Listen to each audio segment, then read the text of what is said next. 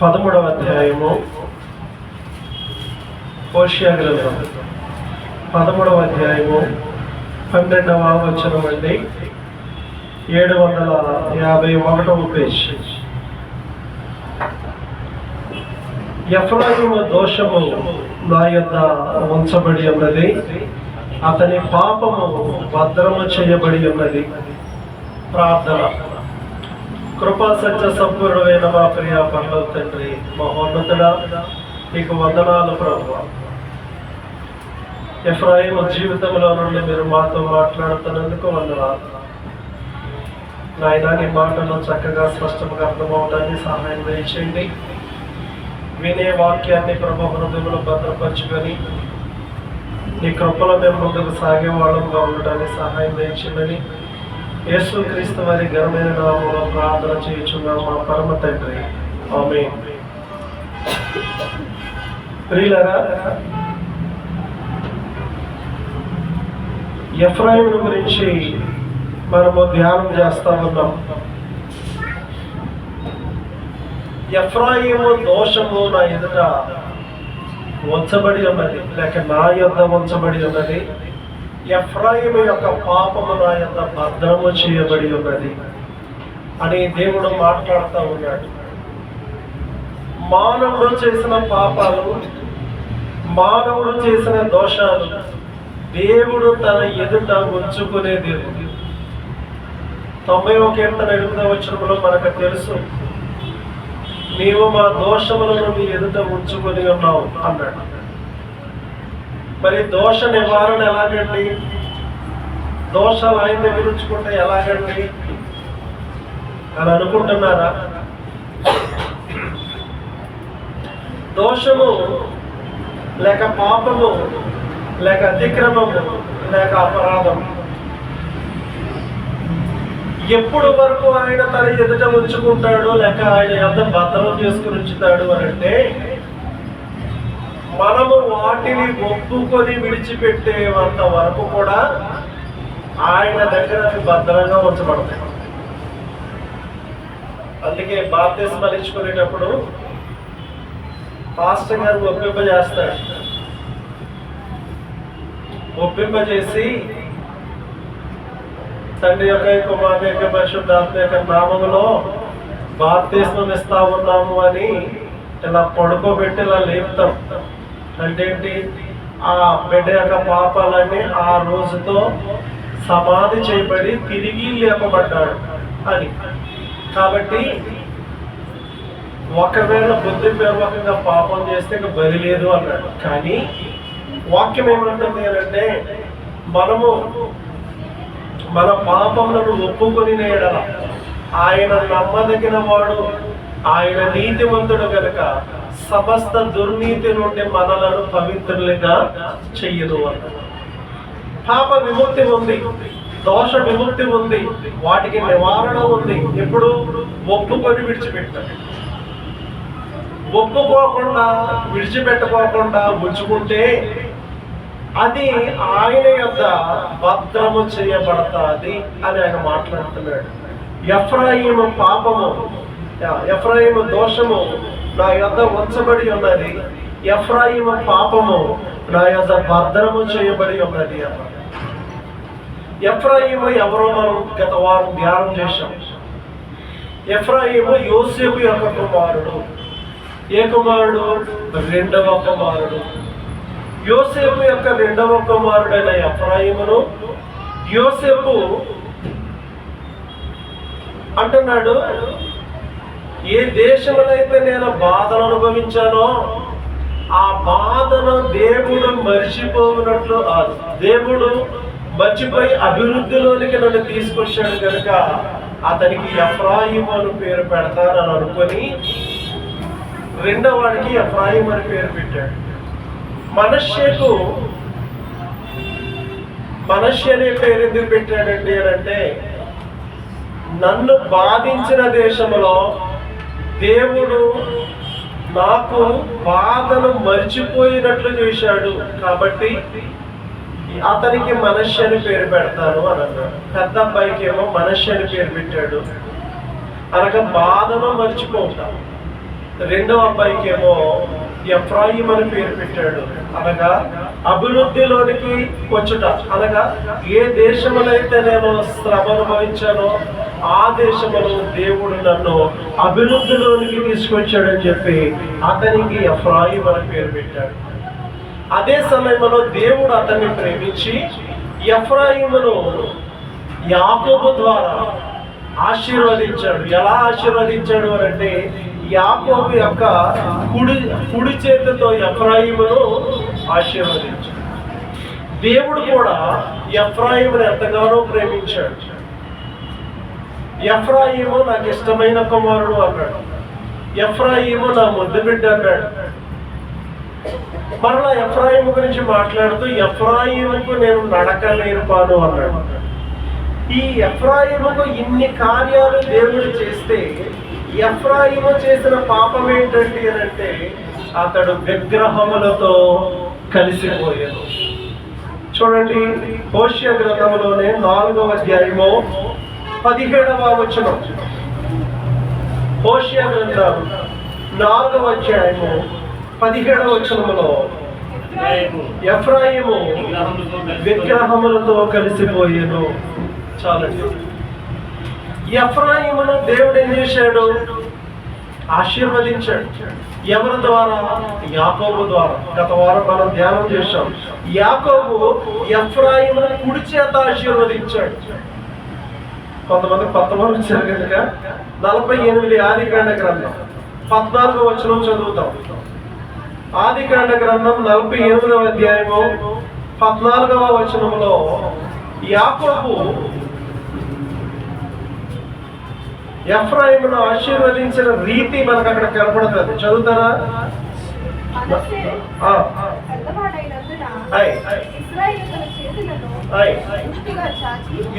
యుక్తిగా చాచి చిన్నవాడైన ఎఫ్రాయిము తల మీద తన కుడి చేతిని, మనష్షే తల మీద తన ఎడమ చేతిని ఉంచెను. అనగా చాలండి. అంటే ఈ విధంగా పెద్దోడు ఈ పక్కన ఉన్నాడు, చిన్నోడు ఈ పక్కన ఉన్నాడు.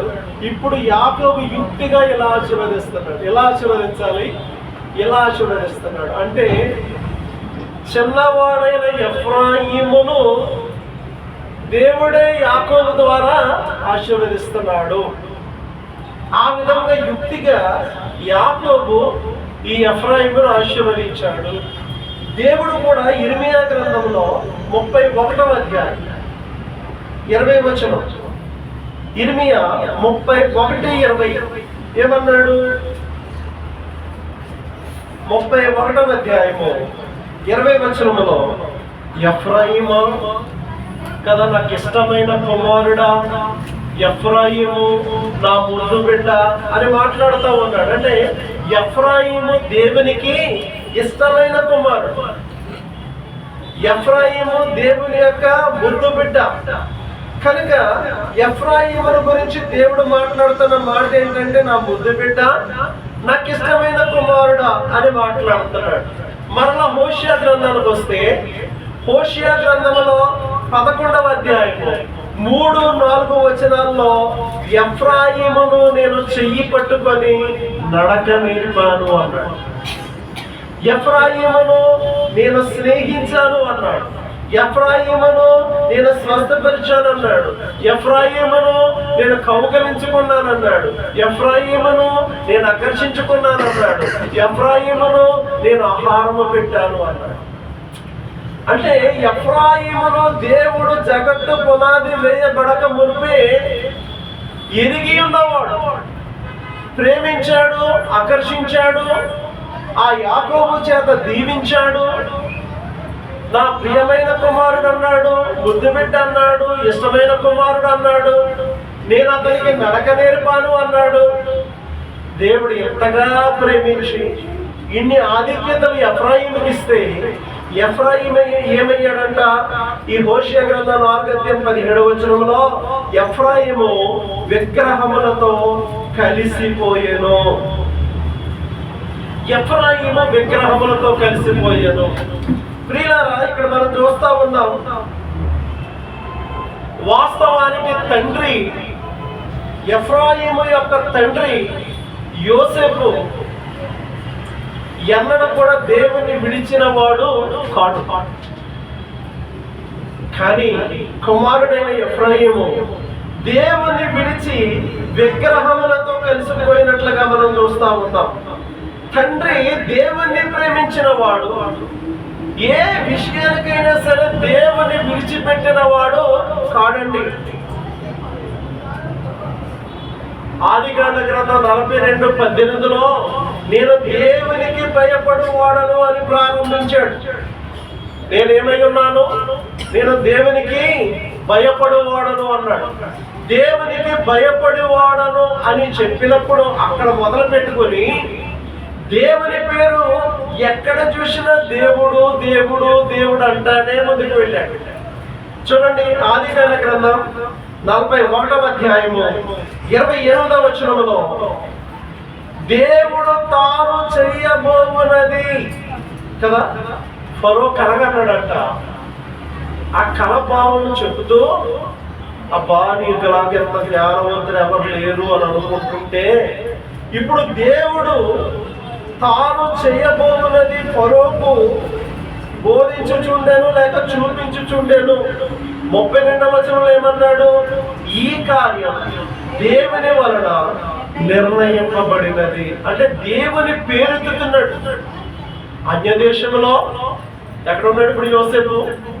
అన్య దేశంలో ఉన్నాడు. అక్కడ యేసు ప్రభువు గాని యెహోవా అంటే గాని ఎవరు ఇష్టపడరు ఐగుప్తులో. కనుక వారికి దేవతలు ఉన్నారు, వారికి దేవుళ్ళు ఉన్నారు. అయితే ఇప్పుడు యోసేపు అన్య దేశంలోకి వెళ్ళి అక్కడ ఏమంటున్నాడు? దేవుడు తాను చేయబోతున్నది ఫరోకు చూపించాను అన్నాడు. రెండోది ఏమంటున్నాడు? 32వ వచనంలో ఈ కార్యం దేవుని వలన నిర్ణయించబడినది.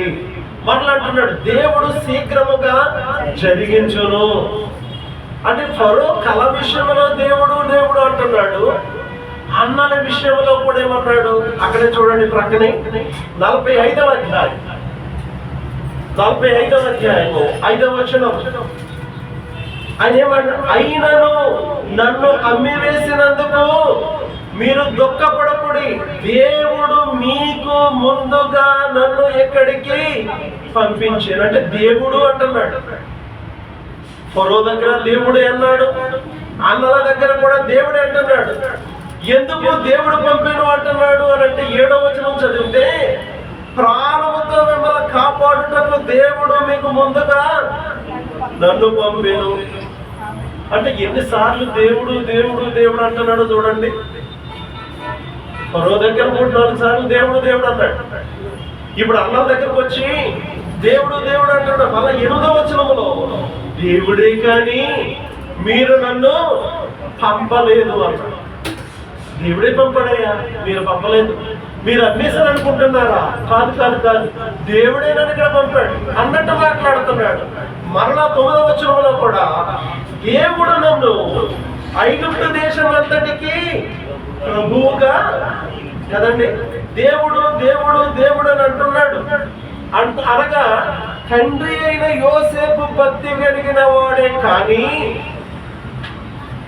కుమారులైనటువంటి మనష్షే ఎఫ్రాయిములు దేవుణ్ణి గణపరిచిన వారు కాదు.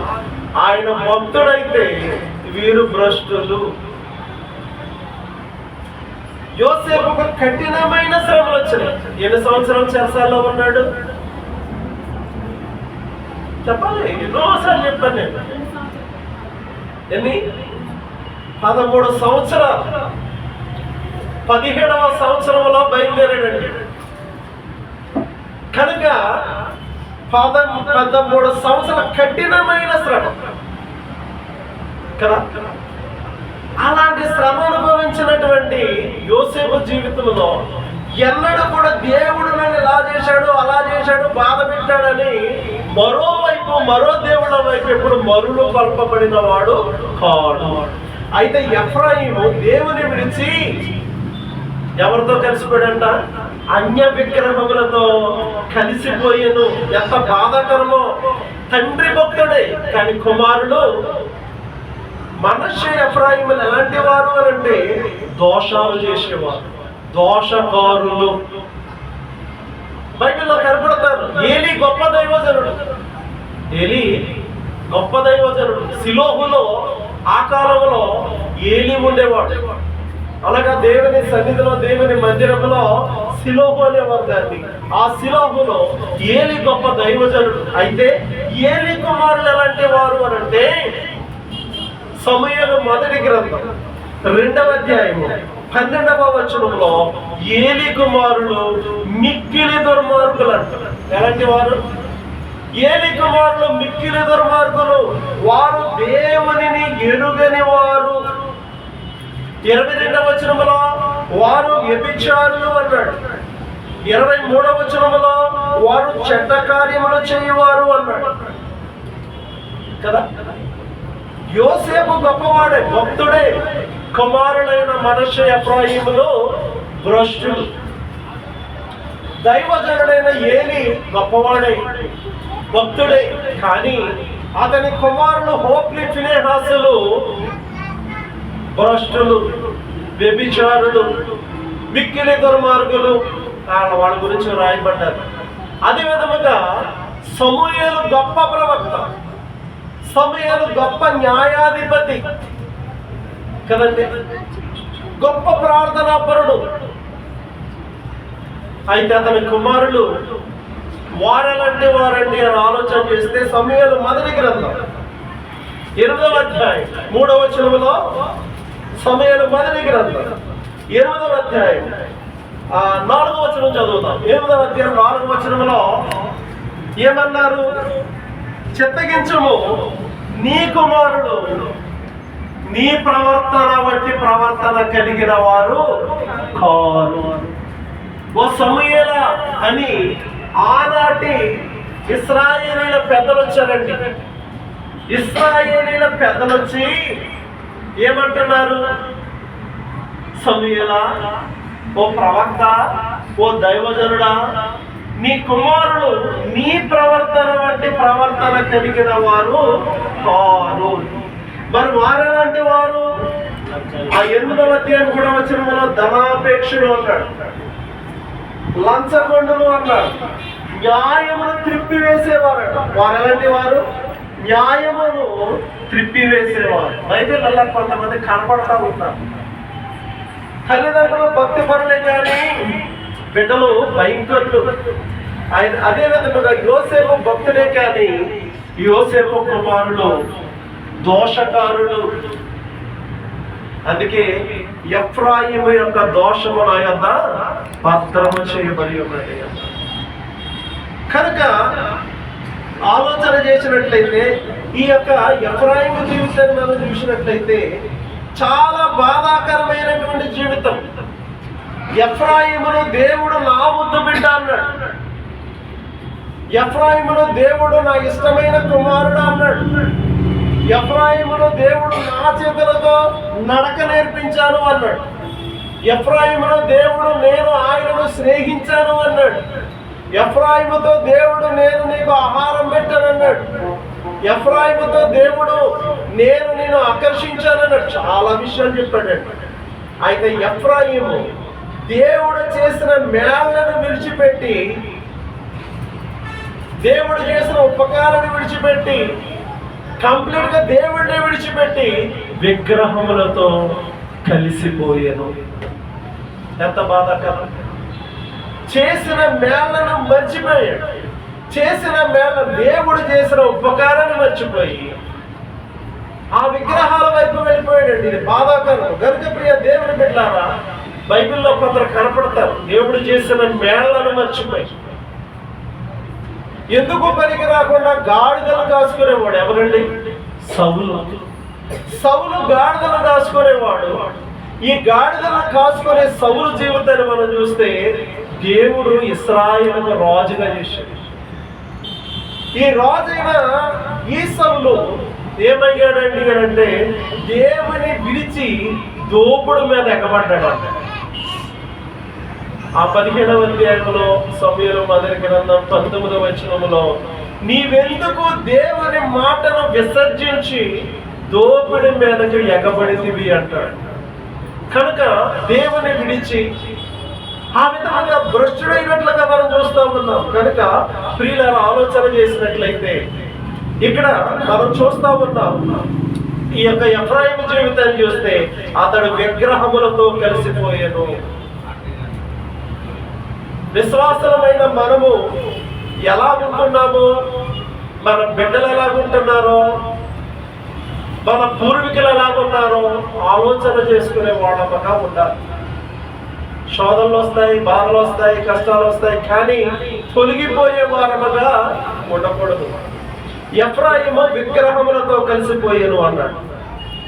దేవుడు ఏమన్నాడు? నేను తప్ప వేరొక దేవుడు నీకు ఉండకూడదు. అయితే ఎఫ్రాయిం ఏమయ్యాడు అని అంటే విగ్రహములతో కలిసిపోయాడు. విగ్రహారాధికులకు పరలోకము లేదు. ఒక లిస్ట్ ఉంది. కొరింథీయులకు రాసిన మొదటి పత్రిక 6వ అధ్యాయం చూడండి. కొరింథీయులకు రాసిన మొదటి పత్రిక 6వ అధ్యాయంలో 9వ వచనం అండి. 6వ అధ్యాయము 9వ వచనములో ఒక లిస్టు వ్రాయబడ్డది. ఆ లిస్టు ఏంటండి అని అంటే చూడండి, 9వ వచనంలో అన్యాయస్తులు దేవుని రాజ్యములకు వారసులు కారు అని మొదలుపెట్టాడు. అక్కడ మొదలుపెట్టి చూడండి, ఆ కార్యాలయం మీకు తెలియదా? మోసపోకుడి జారులైనను, విగ్రహారాధికులైనను, వ్యభిచారులైనను, ఆడంగి తరమగలవారైనను, పురుష సంయోగులైనను, దొంగలైనను, లోపులైనను, త్రాగుబోతులైనను, దోషకులైనను, దోచుకుల వారైనను దేవుని రాజ్యములకు వారసులు కారు అని మాట్లాడుతూ 9వ వచనములోనే విగ్రహారాధికులైనను అన్నాడు. విగ్రహారాధికులకు ఏమి లేదండి అని అంటే పరలోకము లేదు. మరి ఎక్కడ ఉంటారు వారు అని అంటే ప్రకటన గ్రంథం 21వ అధ్యాయం 8వ వచనములో వారు మండుచు ఉండు అగ్ని గంధకములలో వారు ఉంటారు అనే సత్యాన్ని అక్కడ వ్రాయబడి ఉన్నది. కాబట్టి ఈ విగ్రహారాధికులందరూ కూడా అక్కడ 8 గ్రూపులు ఉన్నాయి. ఇక్కడ ప్రకటన 21:8లో 8 గ్రూపులు ఉన్నాయి. ఇక్కడ మనం చదువుతున్న కొరింథీయులకు రాసిన ఈ మొదటి పత్రికలో ఈ 6వ అధ్యాయము 9వ వచనంలో 12 మంది ఉన్నారు. 12 గుంపులు ఉన్నాయి. ఈ గుంపుల్లో ఆ గుంపుల్లో విగ్రహారాధికులు ఉన్నారు, ఈ గుంపులో కూడా విగ్రహారాధికులు ఉన్నారు. ఈ విగ్రహారాధికులకి పరలోక రాజ్యము లేదు. విగ్రహారాధనలో ఎక్కడ ఈ స్థానం ఉంది అని అంటే అగ్ని గంధకములతో మండు గుండములో స్థానం ఉంది అని మాట్లాడారు. కాబట్టి విగ్రహారాధన జోలికి పోవద్దు అని వాక్యం మాట్లాడుతాము. అయితే ఎఫ్రాయిము విగ్రహములతో కలిసిపోయింది. రెండవదిగా ఎఫ్రాయిము చేసిన పాపము రెండవ దోషం ఏంటంటే అని అంటే హోషేయ గ్రంథంలో 7వ అధ్యాయం, హోషేయ గ్రంథం 7వ అధ్యాయం 8వ వచనములో ఎఫ్రాయిము అన్యజనులతో కలిసిపోయెను కదా. ఒకటి, ఎఫ్రాయిము విగ్రహములతో కలిసిపోయెను. రెండవది, ఎఫ్రాయిము అన్యజనులతో కలిసిపోయెను. ఎఫ్రాయిము యొక్క దోషాలు మనం చెప్పుకుంటున్నాం. ఆయన విగ్రహములతో కలిసిపోయాడు. ఇప్పుడు రెండవది అన్యజనులతో కలిసిపోయాను. అన్యజనులతో కలిసిపోయాడు. దేవునికి ఇష్టమైన కుమారుడు, దేవుని యొక్క ముద్దు బిడ్డ, దేవుని చేత నడక నేర్చిన వాడు, దేవుని చేత స్నేహింపబడిన వాడు, దేవుని చేత ఆహారం పెట్టబడిన వాడు, దేవుని చేత ఆకర్షింపబడిన వాడు, దేవుని చేత నడక నేర్చుకున్నవాడు ఇప్పుడు ఏమయ్యాడు అని అంటే అన్యజనులతో కలిసిపోయెను. అన్యజనులతో కలిసిపోయాను. అన్యజనులు ఎవరండి అని అంటే దేవుణ్ణి ఎరగని వారు. అన్యజనులు అంటే ఎవరు? దేవుణ్ణి ఎరగని వారు, ఎరిగిన దేవుడు అంటే ఇష్టపడని వారు. ఒక్క మాటలో చెప్పాలంటే అవిశ్వాసులు కదా. అన్యజనులు అంటే ఎవరండి? ఈవేళ సువార్తలు అడ్డుకునేది ఎవరు? అన్యజనులే. ఈ స్ట్రీట్ అంట సువార్త ప్రకటించకుండా వెళ్ళకూడదు అని ఖండితంగా చెప్పేస్తున్నారు. ఎవరు? అన్యులే. అంటే వారు ఒప్పుకోరు, ఇష్టపడరు. కాబట్టి ఇష్టపడని వారితో కలిసిపోయాడు. దేవుడు ఇష్టపడని వారు, అందుకే మీరు వారిలో నుండి ప్రత్యేకింపబడాలి అన్నాడు. వారితో కలిసి ఉండొద్దు అన్నాడు. వారిని వెళ్ళగొట్టిన తర్వాత ఆ దేశమందు మిమ్మలను నిలవబెడతానన్నాడు. పెరిచీలు కానీ, ఆ గిర్గాషీలు కానీ, ఆ అక్కడ ఉన్న కనానీయులు కానీ, యబూషీలు కానీ, వీరందరిని వెళ్ళగొట్టాడు దేవుడు. తర్వాత ఇశ్రాయేలీయులకు వారితో ప్రవేశం ఆ దేశంలో. కాబట్టి ప్రియులారా, ఆలోచన చేసినట్లయితే ఇక్కడ మనం చూస్తా ఉన్నాం, దేవుని యొక్క ముద్దు బిడ్డ అన్యజనులతో కలిసిపోయాడు.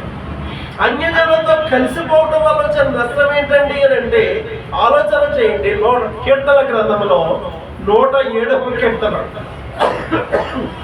మన పితరులు ఏం చేశారో చెప్తున్నాడు. 107వ కీర్తన 35వ వచనం.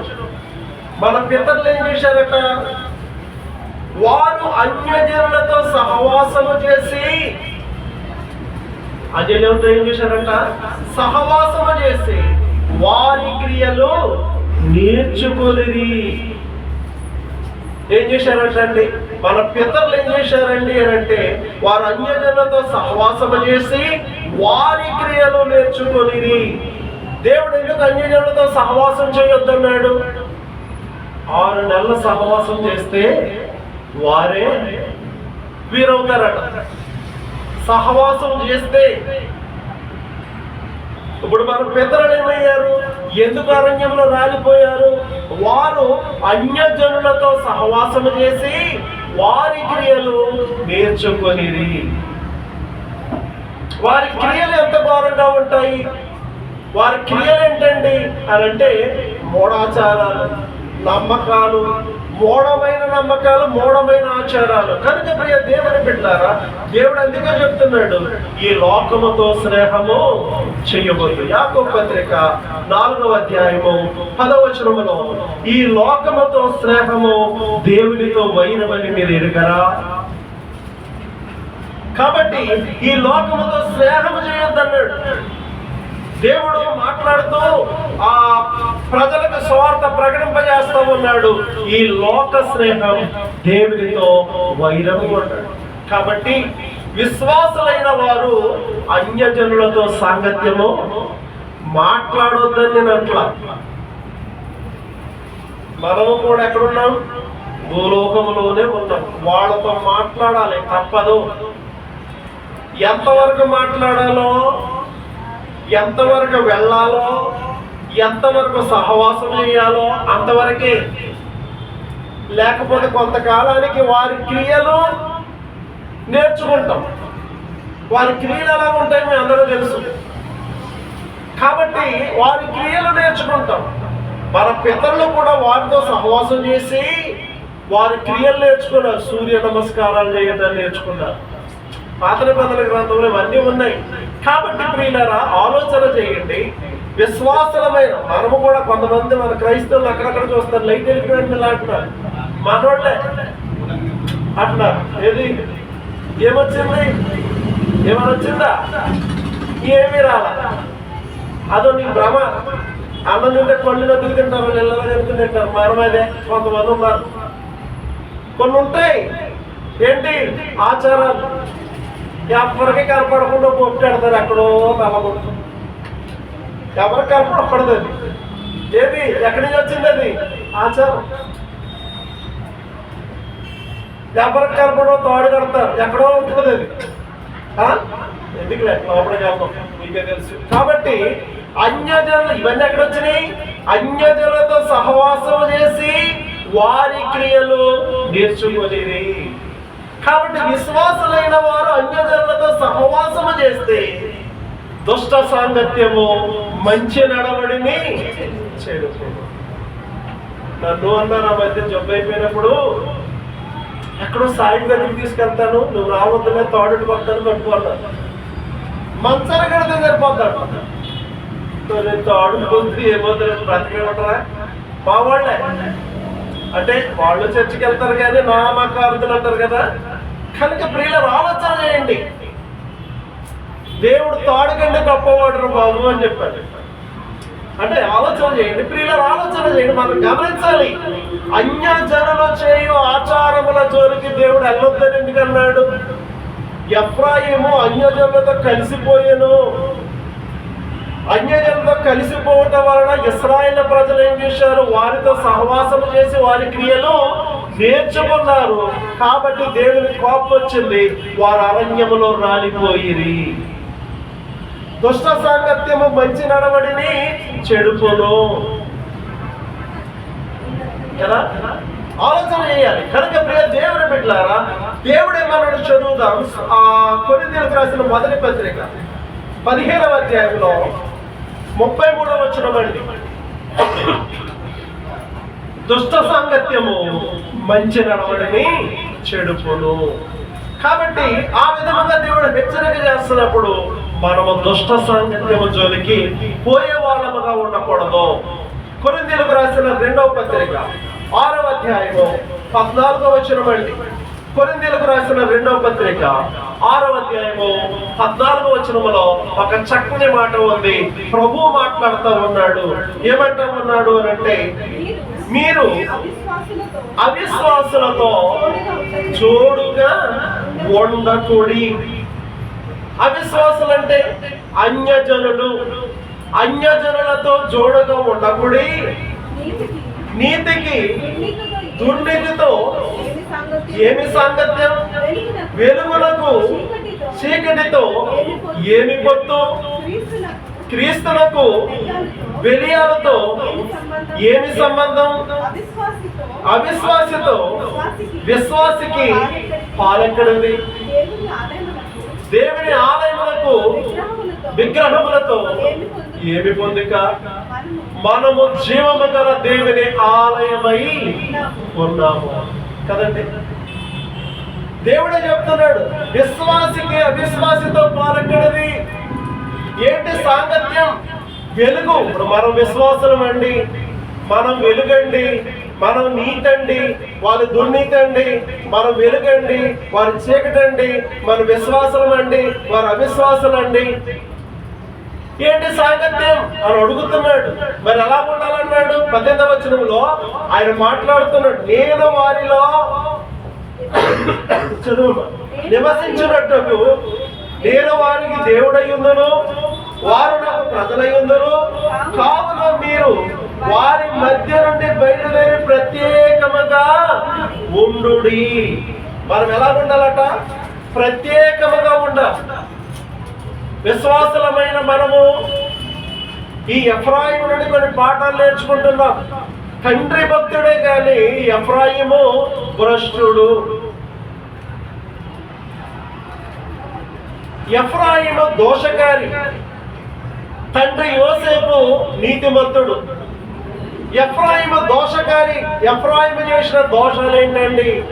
ఎఫ్రాయిము విగ్రహంతో కలిసిపోయాను. ఎఫ్రాయిము అన్యజనులతో కలిసిపోయాను అని దేవుడు మాట్లాడుతూ ఉన్నాడు. అసలు వాస్తవానికి బైబిల్లో మనం చదివితే ద్వితీయోపదేశకాండ గ్రంథం 18వ అధ్యాయము 5వ వచనం చూడండి ఒకసారి. ద్వితీయోపదేశకాండ గ్రంథం 18వ అధ్యాయము 5వ వచనములో, అన్యుడు మీ వద్దకు సమీపించకూడదు. అన్యుడు ఏం చేయకూడదంట? అన్యుడు మీ వద్దకు సమీపించకూడదు. ఖండితం. మరి మన సహవాసాలు ఎలాగున్నాయి కదా? ఆలోచన చేయండి. సహవాసాలు ఉండొద్దనట్ల, ఎంతవరకు సహవాసం చేయాలో అంతవరకే సహవాసం చేయాలి విశ్వాసమైన మనం. కాబట్టి అంతకు మించి మనం సహవాసం చేసినట్లయితే నష్టపోయే వాళ్ళముగా ఉంటాము. అక్కడ మనం చూస్తా ఉన్నాము, ఎఫ్రాయిము నష్టపోయాడు. ఈ ఇశ్రాయేలు ప్రజలు కూడా ఈ 107వ కీర్తనలో 35వ వచనంలో వారు అన్యజనులతో సహవాసం చేసి వారి క్రియలు నేర్చుకొని వారు కూడా పతనమైనట్లుగా మనం చూస్తా ఉన్నాం. కనుక విశ్వాసులుగా మనం నేర్చుకోవాల్సిన పాఠం ఒకటి, యెహోవానే దేవుడిగా కలిగి ఉండాలి. ఎందుకంటే పైన ఆకాశం అంతే కానీ, క్రింద భూమి అంతే కానీ ఏ రూపమును నువ్వు మొక్కొద్దన్నాడు. నేను తప్ప వేరొక దేవుడు నీకు ఉండకూడదన్నాడు. అది మొదటి మాట. అయితే ఎఫ్రాయిము విగ్రహములతో కలిసిపోయాను. దేవుడు అంటున్నాడు, మీ దేవుడైన యెహోవా విగ్రహములను ద్వేషించేవాడు. అయితే ఎఫ్రాయిము విగ్రహములను హత్తుకున్నాడు. రెండవది, ఎఫ్రాయిము విగ్రహములతో కలిసిపోయాను. అది రెండవ దోషం. మూడవ దోషం ఏంటండి అంటే, ఎఫ్రాయిము హోషేయ గ్రంథంలో చూడండి 7వ అధ్యాయం 8వ వచనం. 7వ అధ్యాయము 8వ వచనం. ఎఫ్రాయిము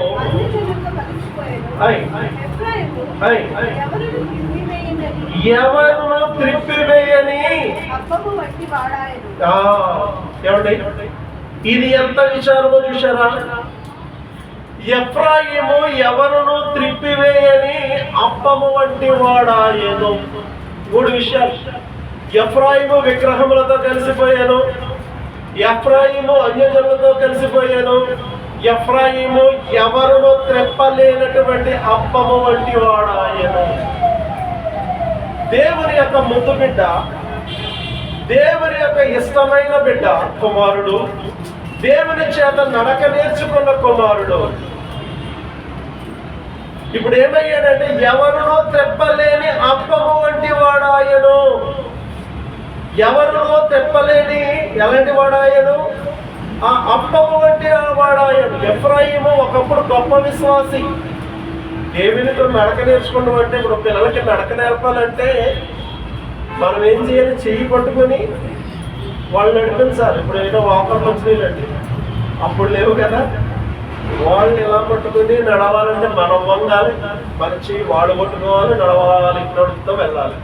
ఇప్పుడు ఎవరు చేయబట్టుకున్నాడు? దేవుని చేయబట్టుకుని నడిచినటువంటి ఎఫ్రాయిం ఇప్పుడు ఏమయ్యాడు? ఎవరునూ తెప్పలేని అప్పము వంటి వాడు ఆయన. బలమైనటువంటి విశ్వాసి, బలమైనటువంటి ఒక క్రైస్తవుడు ఏమయ్యాడు అని అంటే, ఆ బలమైన వెలుగు ఇప్పుడు భయంకరమైనటువంటి చీకటిగా మారాడు. కారణం ఏంటంటే, అతడు ఎవరో తెప్పలేనంత 2 విషయాలు జరిగినాయి ముందు. ఒకటి, విగ్రహములతో కలిసిపోయాడు. రెండవది, అన్యజనులతో. ఈ 2 కూడా దేవుడిని యెహోవా ద్వేషించే విషయాలు. ఒకటి, నేను తప్ప వేరొక దేవుడు ఉండకూడదు అన్నాడు, అది విగ్రహాల విషయంలో. రెండవది, అన్యజనుల విషయంలో ఏమన్నాడు? మీరు ప్రత్యేకముగా ఉండాలి, వారిలో నుండి బయలుదేరి మీరు ప్రత్యేకముగా ఉండాలి అన్నాడు. పాత నిబంధన కాలంలో ఇశ్రాయేలు ప్రజలు ఐగుప్తులో ఉన్నప్పుడు కూడా దేవుడు ఏం చేశాడు? మీరు అందరినీ గోషేనులో పెట్టాడు. ఎక్కడ పెట్టాడు? ఇశ్రాయేలు జనాంగం అంతా కూడా ఎక్కడ ఉన్నారు? గోషేనులో ఉన్న. గోషేనులో వెలుగుంటే ఐగుప్తు దేశం అంతా కూడా చీకటి. ఐగుప్తు దేశం అంతా వడగండ్లు పడుతుంటే గోషేనులో వడగండ్లు పడలా. ఒకే దేశం, ఈ బొంబాయిలో కోరిక అన్నట్టు. కారణం, దేవుడు వారిని ప్రత్యేకింపజేసి ఒక చోట ఉంచాడు. అలాంటప్పుడు అదంతా ఎరిగిన వాడు ఎఫ్రాయిము. ఇప్పుడు ఏమయ్యాడంటే, ఎవరునూ తెప్పలేని అప్పము వంటి వాడాయను. అప్పం అంటే తెలుసా? మనకు తెలుసు, కానీ అప్పమా, దీన్ని అప్పమంటాం అనుకుంటాం. మనం ఏమంటాం? రొట్టె. కొల్లే తాటి పప్ప తెలుసా? తాటి రొట్టు. మీరు లేరు, మొన్న చక్కగా తిందాం ఊళ్ళో. సీజన్ అయిపోయింది, పేగం కూడా వచ్చేసింది. అయితే ఈ అప్పము అంటే తాటి రొట్టె ఒక ప్రక్క బాగా మాడి బాగా కాలుతుంది, మరో ప్రక్క సరిగ్గా కాలదు. ఏది ఇష్టంగా తింటాం? మాడు పైన ఉంటుంది చూసారా కొద్దిగాను, దాన్ని ఇష్టంగా తింటాం. ఆ పైది పెద్ద పెద్దగా ఉంటుంది, ఉడకదు సరిగ్గా. దెబ్బ రొట్టె ఉంటుంది, అది కూడా తెలుసా? బొంబాయిలో మీకు తెలుసులేదు, అవి అమ్ముతారు తీస్తాయి. ఆ దెబ్బ రొట్టెలు కూడా కింద చక్కగా కాలుతాయి, లైట్ బ్రౌన్ కలర్ వచ్చేది చక్కగా ఉంటుంది, పైన ఉడికి ఉడకనట్టు. అంటే పూర్వకాలం ఏం చేసేవారు? పైన కూడా నిప్పులేసి చక్కగా కాల్చి ఇప్పుడు ఏంటి టీవీ వచ్చినాయి కదా మనకి, అంత స్టైలిష్ భోజనాలు ఏంటి అందులో పెట్టేస్తారంటే అందులో పెట్టేస్తారు, అది చక్కగా ఉడిపోతున్నారు. కానీ పైన పచ్చక ఉంటారు. అంటే ఖాళీ కాలనట్టు, ఉడకనట్టు అప్పం అంటే గుర్తొచ్చింది. చూడండి, రాజుల మొదటి గ్రంథంలో 17వ అధ్యాయం 13వ వచనం. రాజుల మొదటి గ్రంథం 17వ అధ్యాయము 13వ వచనంలో ఒక మాట మనకు తెలుసు. ఏంటది? సారేపతి విధవరాల దగ్గరికి ఏలియా వెళ్ళి, మొదటి అప్పము నా కొరకు చేసి తీసుకురా అన్నాడు కదా.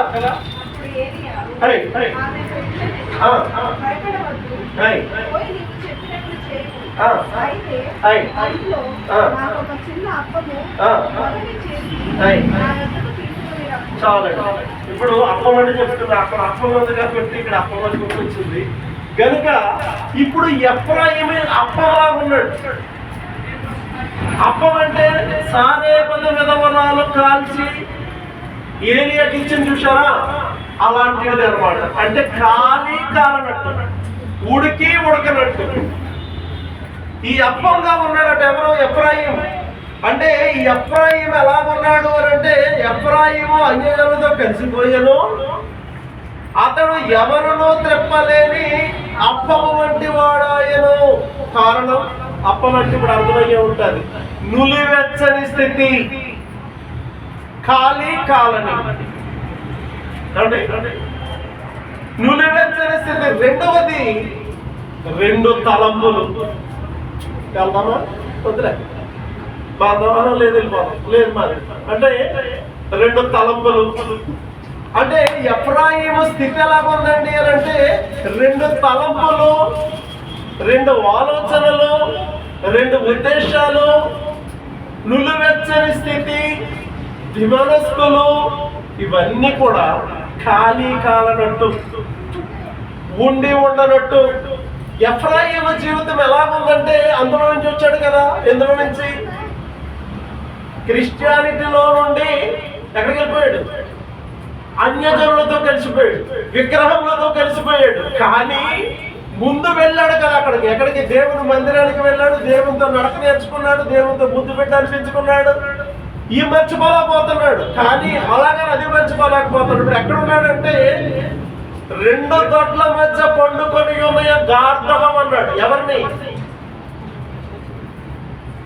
2 దొడ్ల మధ్య పండుకొని ఉన్న గార్ధవం అన్నాడు. ఎవరినండి? మనకి ఎందుకంటే అంటారు, అయ్యి బాబు ఎంతకాలం చెప్పానమ్మా. దాను 2 దొడ్ల మధ్య పండుకొను గార్ధవం.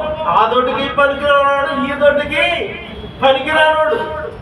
కాబట్టి ఇప్పుడు ఈ యొక్క ఎఫ్రాయిము జీవితం ఎలా ఉందంటే, ఆ దొడ్డికి పనికిరాడు అంటే దేవునిలోనికి ఉండలేకపోతున్నాడు, ఇటు ఉండలేకపోతున్నాడు. సందిగ్ధములో విమనసుడై 2 తలంపుల మధ్య, 2 ఆలోచనల మధ్య తడబడులాడుతూ రకరకాల వ్యాధులు అనుభవిస్తున్నాడు. అందుకే ఎవరో త్రెప్పలేనటువంటి, అంటే ఇటు తిప్పలేరు, దేవుని దగ్గర నడిచే అది ఇటు తిప్పలేరు, మరి ఇందులోనే పూర్తిగా ఉండవాలి. ఇటు తిప్పలేరు అంటే ఎవరునో తిప్పలేని అప్పము వంటి వాడాయను కదండి బైబిల్ అంటుంది. ఇప్పుడు అప్పం అంటే గుర్తుపెట్టుకోండి, ఏంటది? ఒక రొట్టె, దెబ్బ రొట్టె, లావుండేది. మనం కాల్చిన చపాతీ రొట్టెలు కదా ఇక. కాబట్టి ఆ లావు రొట్టె ఎప్పుడైనా మీరు వండుకున్నప్పుడు చూడండి, ఒక పక్క బాగా మాడతారు, ఒక పక్క ఖాళీ కాలనట్టు. అది పైన రుచి ఉండదు, కింద బాగుంటుంది, కొంచెం మాడిపోయినాక పైన అంతా బాగుంటుంది. కాబట్టి ఎఫ్రాయిము జీవితం ఎలాగుంది అని అంటే నులివెచ్చని స్థితి. ఎలాగుంది అని అంటే నులివెచ్చని స్థితి. ప్రకటన గ్రంథం 3వ అధ్యాయము 15వ వచనం అండి. ప్రకటన గ్రంథం 3వ అధ్యాయము 15వ వచనము 16వ వచనం 2 చదువుతాం.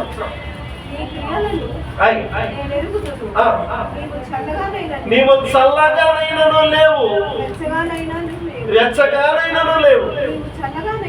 నీవు చల్లగానైనను వెచ్చగానైనను ఉండిన మేలు. నీవు వెచ్చగానైనను చల్లగానైనను ఉండక నులివెచ్చనగా ఉన్నావు గనుక నేను నిన్ను నా నోట నుండి ఉమ్మివేయను ఉద్దేశించుచున్నాను. ఎఫ్రాయిం ఎలాగైపోయాడంటే దేవుని నోట నుండి ఉమ్మివేయబడే మనిషిలా మారిపోయాడు. అర్థమవుతుందండి? ఎఫ్రాయిము ఎవరినో చెప్పలేని అప్పము వంటి వాడు. ఆయను వెచ్చగానో లేడు, చల్లగానో లేడు, నులివెచ్చని స్థితిలో ఉన్నాడు గనుక నా నోట నుండి ఉమ్మి నీ మీద వెయ్యదలుచుకొని ఉన్నాను అన్నాడు దేవుడు. అంటే వెచ్చగానో లేడు, చల్లగానో లేడు. మరలా రాజుల మొదటి గ్రంథానికి వద్దాం. 18వ అధ్యాయం. రాజుల మొదటి గ్రంథం 18వ అధ్యాయము 21వ వచనం. రాజుల మొదటి గ్రంథం 18వ అధ్యాయం 21వ వచనం అండి. ఏలియా జనులందరి దగ్గరకు వచ్చి ఎన్నాళ్ళ మట్టుకు మీరు రెండు తలంపుల మధ్య తడబడుచుందురు. యెహోవా దేవుడైతే ఆయనను అనుసరించుడి, బయలు దేవుడైతే వారిని అనుసరించుడని చెప్పాను కదా. ఆనాటి ఏలియా కాలపు నాటి ప్రజలు కూడా అప్పములంటే వారుగా ఉన్నారు. రెండు తలంపుల మధ్య ఉన్నారు. ఏలియా భక్తుడు వచ్చి, ఎరా బాబు మీరు క్రైస్తవులే కదా, ఇశ్రాయేలు జనాంగమే కదా, ఇప్పుడు బయలుదేవత చేతిలో పడ్డారేంటి? యెహోవా దేవుడు కదా, మీరు యెహోవా దేవుడు కావాలనుకుంటే యెహోవా వైపు తిరగండి, లేదు బయలుదేవుడు నీకు దేవుడు అని అనిపిస్తే ఆయన వైపు తిరగండి. ఎన్నాళ్ళ మటుకు రెండు తలంపుల మధ్య మీరు నివాసం చేస్తూ ఉంటారు అన్నాడు. అప్పుడు వారందరూ కూడా చూడండి, వారందరూ కూడా ఒక్క పట్టుతో ఏమని మాట్లాడుతూ ఉన్నారు అని అంటే యెహోవాయే దేవుడు అన్నారండి. ఏమన్నారు అని ఆలోచన చేస్తే చూడండి, ఆ 39వ వచనంలో వాళ్ళందరూ కూడా యెహోవాయే దేవుడు, యెహోవాయే దేవుడు అని